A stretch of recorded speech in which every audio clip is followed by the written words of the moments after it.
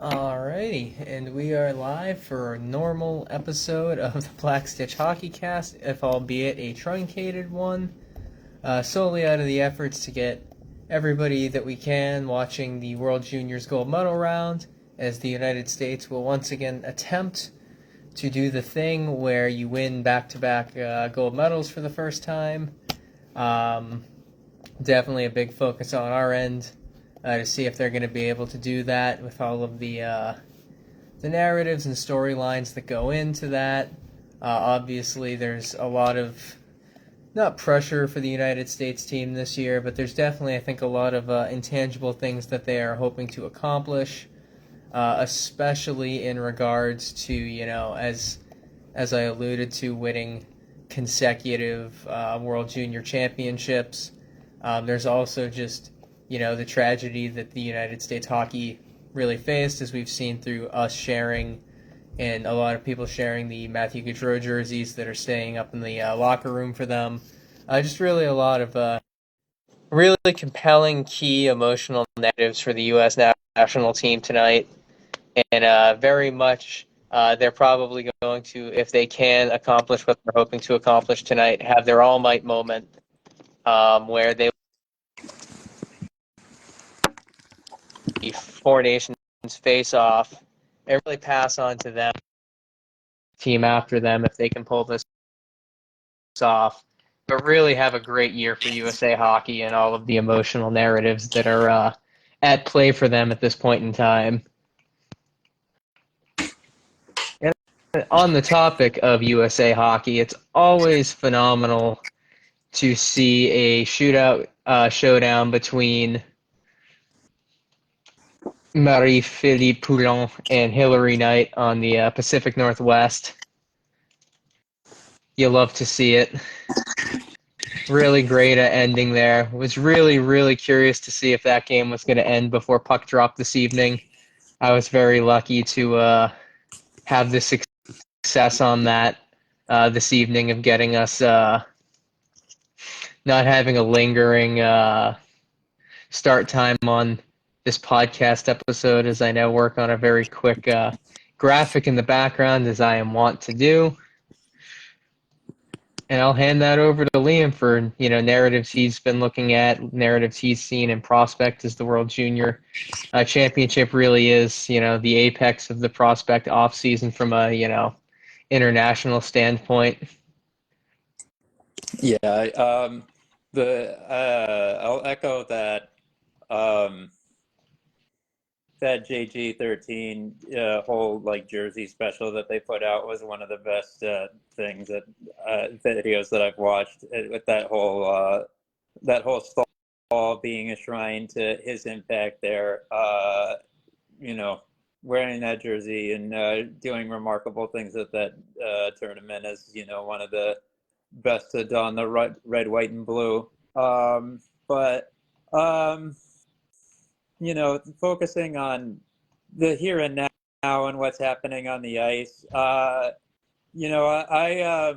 This was a good showcase for a number of players. I think it's been good to see what James Higgins has done in this tournament, as amongst somewhat an underwhelming on its face DY, where you can see some of the promise with him playing at Boston College, but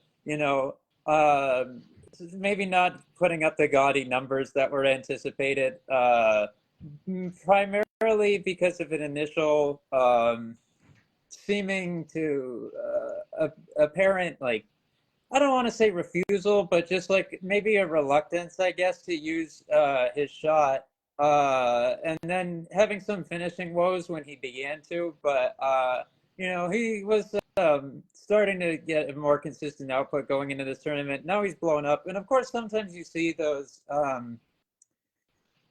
you sometimes see those players that have a really good tournament here or at the Hlinka and then get overvalued for it. But just judging by how this seemed to be building upon him, just absolutely, on appearing on a better course, at the end of the first half of the college season, and then you know, just seeming to be on an upward trajectory, and then it's also just dominating in the context of like um, a best on best tournament for his age group. With this being the crown jewel of all the dev tournaments, being the best of the U20s, and sometimes wrongfully, but sometimes rightfully, you see a lot of really good names left at home because of what's at stake here. Um, but he's just that's definitely risen to the occasion where I could see this being a jumping off point for him. There's been some conversation about whether or not he would maintain his consensus number one status, but this might be the jumping point for how that happens. But let's see. Obviously, this is another emphatic performance for the classic BC line members. With them, Ryan Leonard and Gabriel Peralt, of course, especially the former.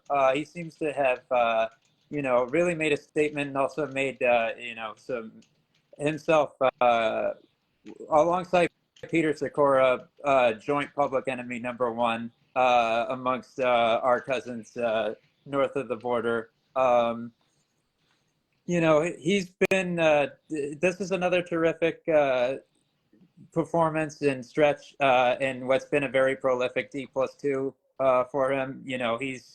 This is basically like a side gig for him while he's pursuing the Hobie Baker and his in his daily pursuits at the Heights. And Peralt,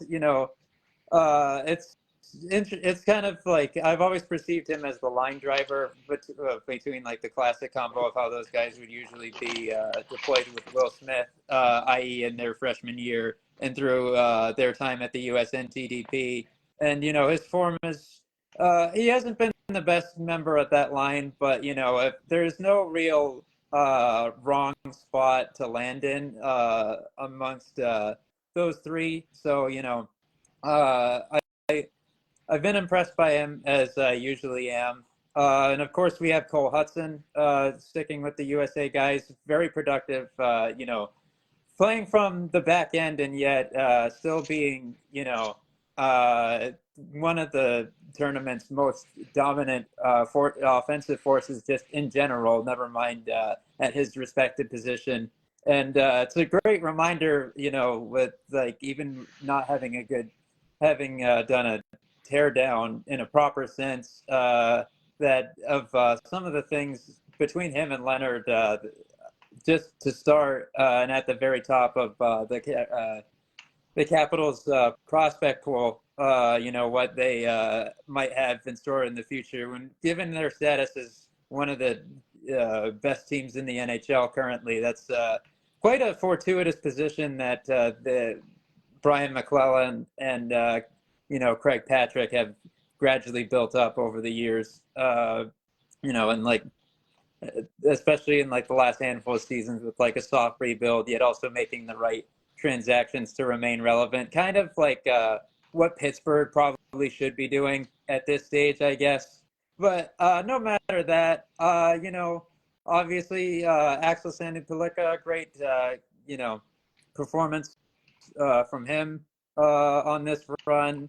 Uh, you know, um, just another bit of like why he was, in contention for the D1 spot in that class a couple years back. Um,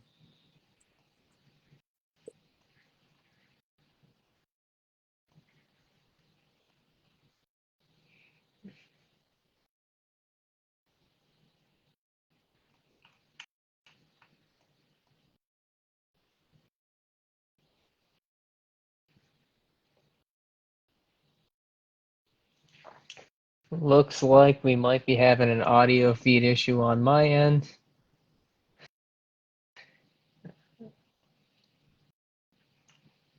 Let's see. Uh-huh. Yeah, Yes, the good old-fashioned turn it off, turn it back on model works every time. exactly. But yeah, beyond just that bunch, I was going to note Tomas Pobazal of Slovakia when they were in the tournament was another guy who popped at me because he's been kind of bubbling under. He's in his DY as well, yet is one of those guys developing in a pro league, particularly Slovakia's top tier. He's putting up pretty respectable NHLE for a DY prospect in a league playing against men.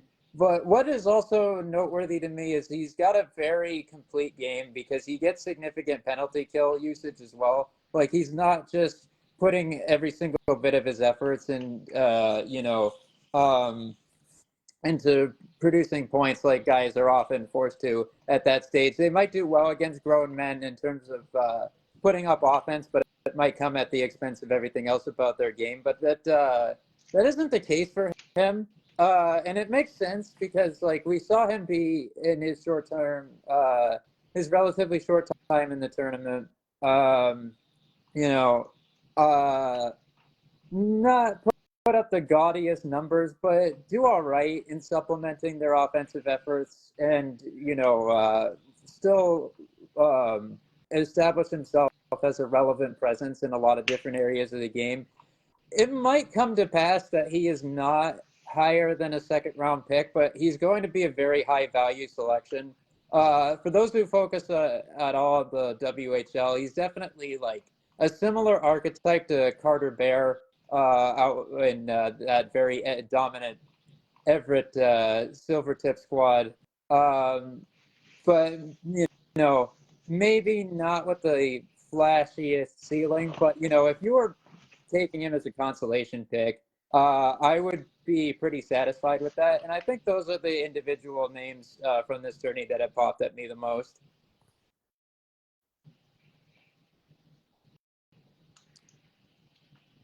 I wished I had been able to take in more WJC. At least you got to see Matthew Schaefer put in a dominant performance before that shoulder injury. Yeah, for sure, for sure. He um, is just remarkable in having like so much offensive weaponry and yet like in it not being like a dominant shutdown D, but I guess kind of in an adjacent capacity to Lyndon Dupont, the most recent exceptional status recipient in the CHL, like Carter Bear, a prominent part of this dominant Everett Silvertip squad. Very good at using space and skating ability to defend and take the angle away and all of that. And like, which actually shines the most in in zone D.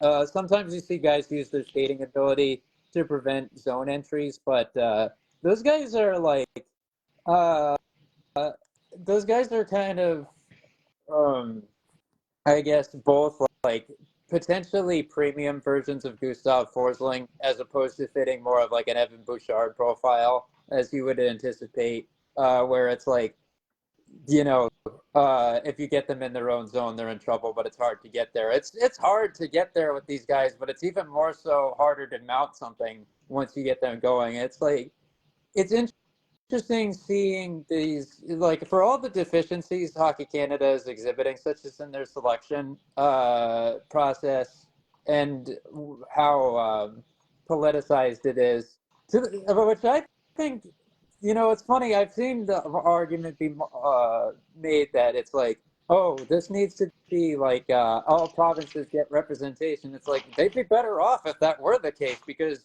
they only had 4 WHL players on this roster. Really what it is that Dave Cameron and other people involved in that process have just such a pro OHL slant that they completely overlook what they have to the west. Uh, and it's like that combined with just there being too many role players on that squad was really what their undoing was. Not to say that they didn't have impressive top end talents as well. Like, I mean, they were very fortunate to have someone like Bradley Nato, who's having a very good, you know, age, season for his age in the AHL. Pretty impressive, production and more pro experience than a number of other guys have.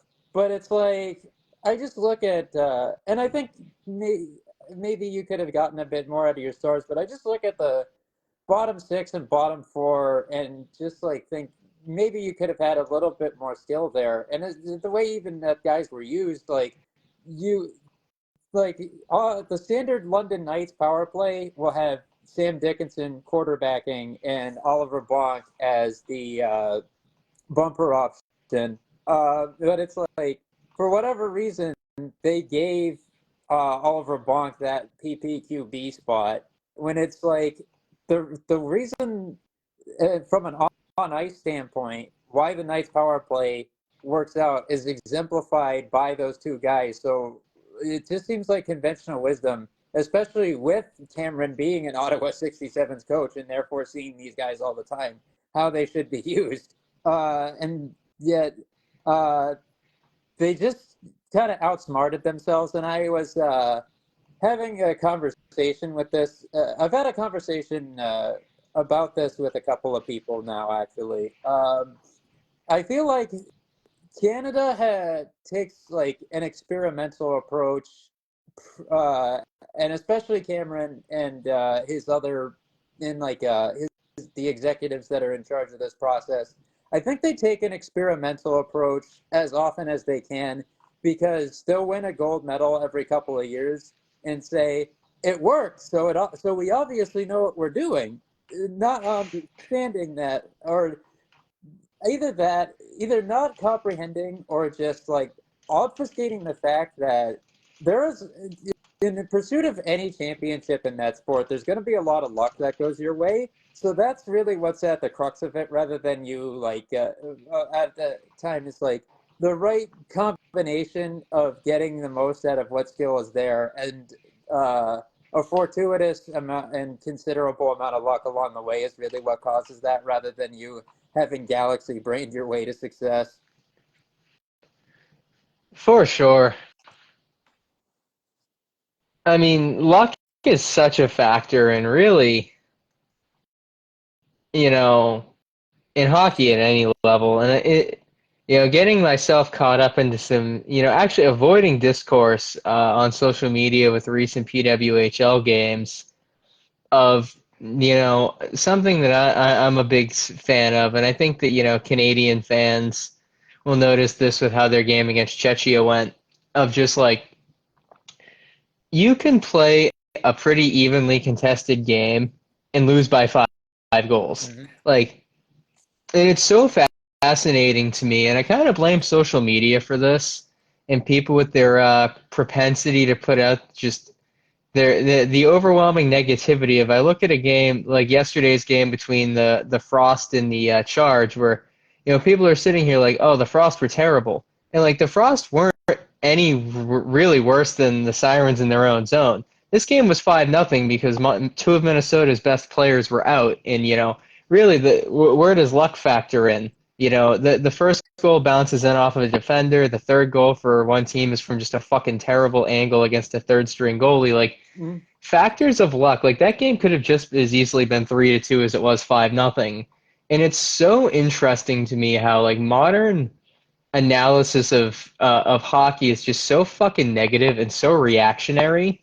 Where like, this Canadian team, this Canadian team had the talent to win it all, just like Sweden did. And, Sweden lost once again. Like, Sweden's loss had more to do with luck than Canada's. Like, your analysis of Canada's roster construction holding them back is 100% valid. And we can sit here and say they definitely didn't send the best roster they could have sent.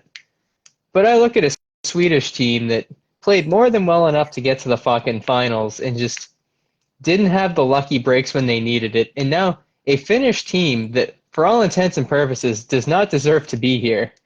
Yeah, I agree with that. But I also, and like, I think we can also even, like, people don't even have to reduce it to abstractions that they don't believe in. If you're firmly a stats guy, which I try to consolidate both that and the abstract, although I do probably lean on the stats in systems based stuff a little bit more. Like, what happens is, like, you can basically whittle it down to inevitably over a large enough sample size that basically mathematically you're going to encounter a PDO bender at some point, whether you're the beneficiary of it or it serves to your detriment. But it's like it's going to happen at some point or another, just based off of odds and based off of the randomized nature of the sport.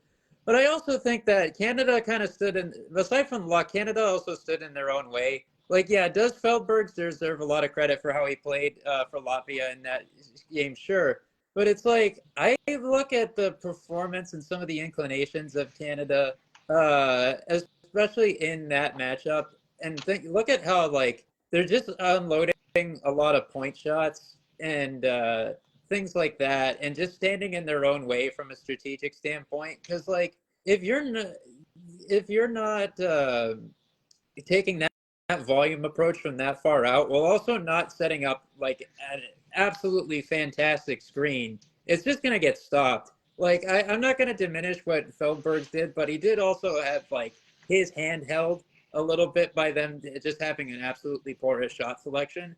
So it's like, I think if luck is a factor into Canada's failed run, it's a tertiary one at best, because I really think them standing in their own way, both on and off the ice, was probably the biggest contributing factor to their defeat.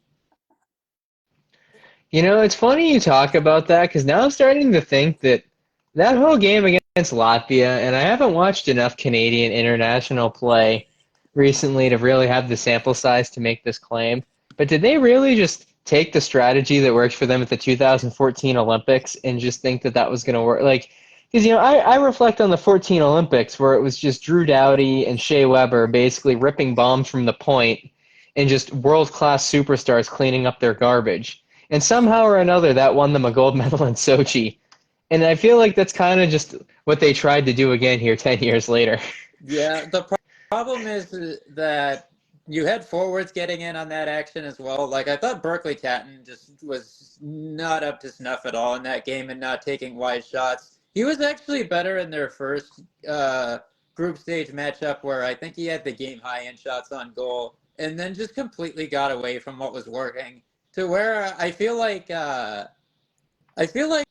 this is kind of emblematic of what Hockey Canada's ops are just at large right now, as they are dealing with like the fatal conceit of knowledge, where they think they know, where they know a little bit of the shit, so they think they know all the shit. Basically, is how I've heard that be articulated about other orgs that operate in similar manners. Like, you know, we have the absolute world class player dev environment in the form of the CHL. So, you know, whatever we do from a strategic standpoint, and this filters down to how their players operate on the ice, even in such circumstances, to the point where they're playing down to opponents and having horrendous shot diets and things like that, to the point where strategically they seemingly can't do anything wrong either, which was very clearly not the case when you look at how preventable of a defeat that was. If they had just, exploited their possession advantage more wisely and just took smarter, more intelligent shot attempts. So what you're saying is that the Canadian World Juniors team is more or less coached by Mike Tomlin.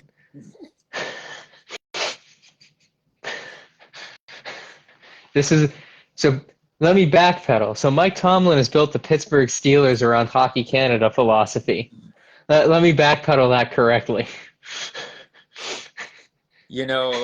There's there's got to be some sort of Dave Cameron, Mike Tomlin comp meme that goes out as the promotional image for this episode now.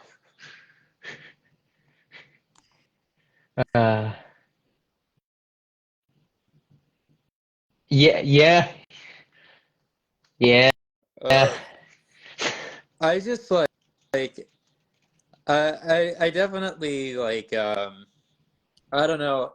It honestly, yeah, like it also gives me some Flyers vibes as well. Like I feel like the Danny Briere, Keith Jones, GM, President of Hockey Ops combo has this failing as well. And even Brent Flair, even though I'm a slightly bigger fan of his than other people in that FO, because it's like we know a bit about player drafting and development. We must be doing it better than anyone else. And then it's like I think I honestly see some stark similarities between Dave Cameron and John Tortorella specifically. Like I just uh, I, I like I just think about you know that combination between old school mindset and misbegotten experiments just seems to ring very familiar to me.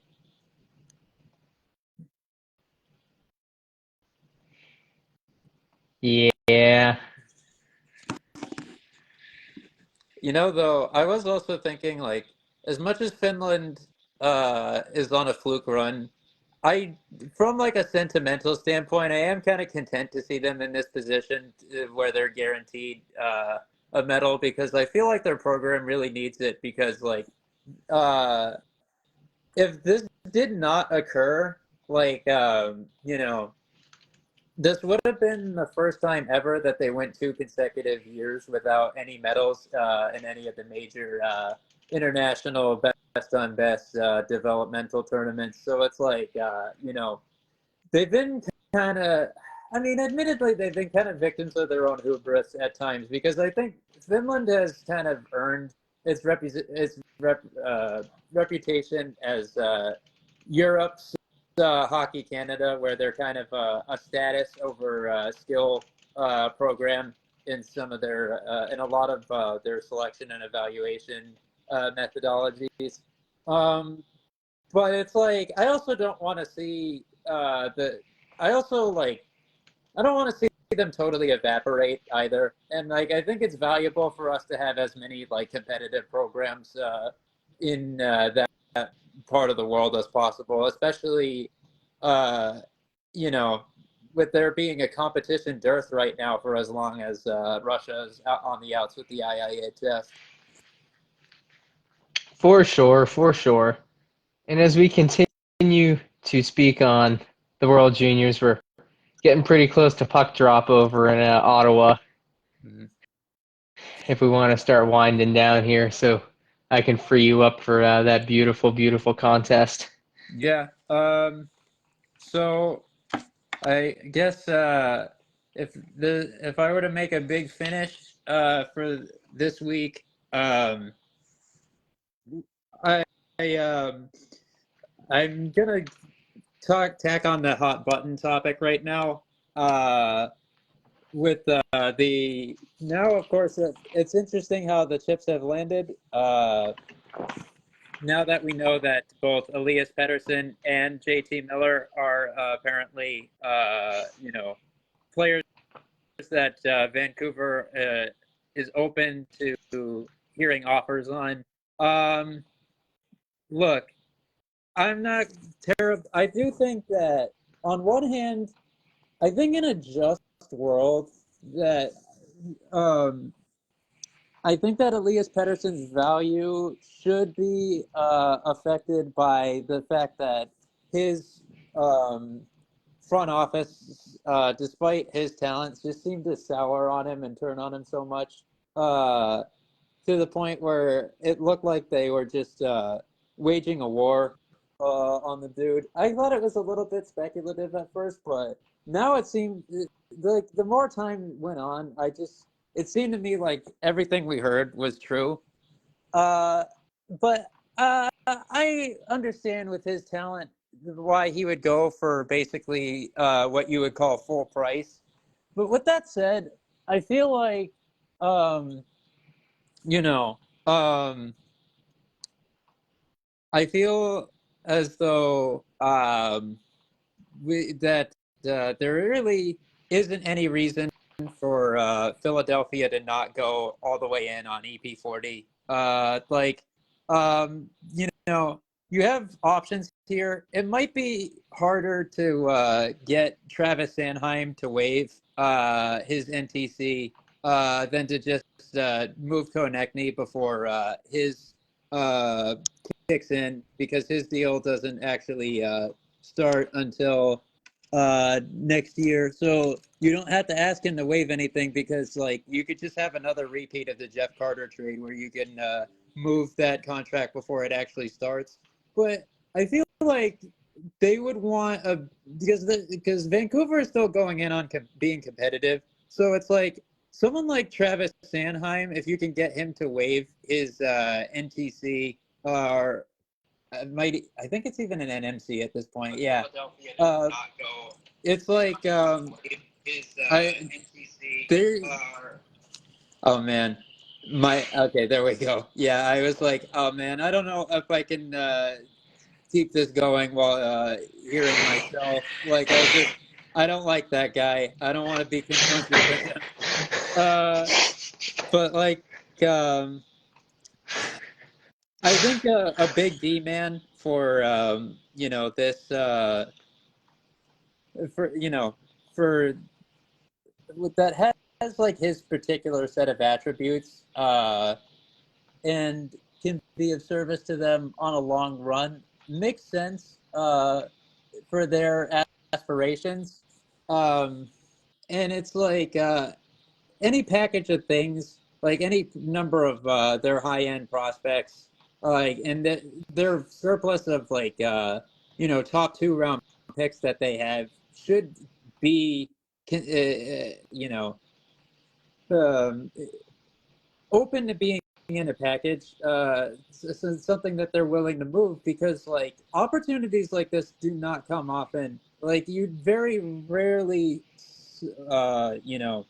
see a situation where a player that age that's of that caliber, uh, you know, is just like is available at such a crux and at such a standpoint. And like if they could get it done, uh, in the immediacy, because it does seem like there's a good chance that this is not a summer trade and that there's a high sense of urgency from it on the Canucks end. Like there really shouldn't be any price that they're not willing to pay, because this makes sense from every possible angle. As long as you can get the dollars to work, you have a player who is of an immediate impact caliber, while also fitting the timeline in which you want to be competitive. So it's like I think, you know, I don't have very high expectations that Danny will close, but like I hope to at least hear their name as one of the organizations that goes in on this as aggressively as they can. Absolutely. You know how I feel about big swing trades. I guess my takeaway from this at this point is PWHL MVP conversation for me here in the really the opening months of the season, month of the year. It's a two-horse race between Alex Carpenter and Megan Keller. I have those two players are their entire teams at this point.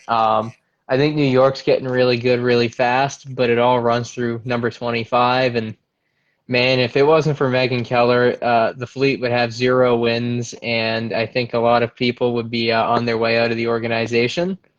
And Keller is instead keeping a lot of people employed. I still can't comprehend for the fucking life of me why you're running 5 left-handed Ds tonight and your best defenseman's playing strong side, and you're playing people with 4 games of career experience on their weak side. Uh, I I wish I could understand why you would do that. Why you'd put your less puck-talented fucking left-handed defensemen on their weak side in their own zone and be surprised when they turn shit over right in the slot and you give up goals. Unfortunately, I am not the coach in Boston, so I can't fix that. I can only question why, man. Why would you put your worst defenseman on their weak side and be surprised when they just hand pucks over? But that is a conversation for another day. It just, I feel like entire pod episodes could be dedicated to, assessing the Kessel issue, I suppose, is the only way I can put it. But yeah, we kept it truncated because, I have very much an investment in this gold medal game and seeing how it plays out. And I imagine, with this being, with there being just so much admiration and excitement around this USA hockey U20 team, which, like, had always positioned itself pretty well to have a shot at repeating as gold medal winners this year. To now be in a position where they can do so tonight is something that a lot of other people are interested in. So, if you're watching the game tonight, we hope you enjoy. Hopefully these the products of and I'll say, these talents that have not just the products of the labor of USA Hockey's upward trajectory, especially with those some strong USN TDP classes in recent memory, but also talents of a special caliber that are also driving that in, like, a reciprocal way. Have another moment of glory. So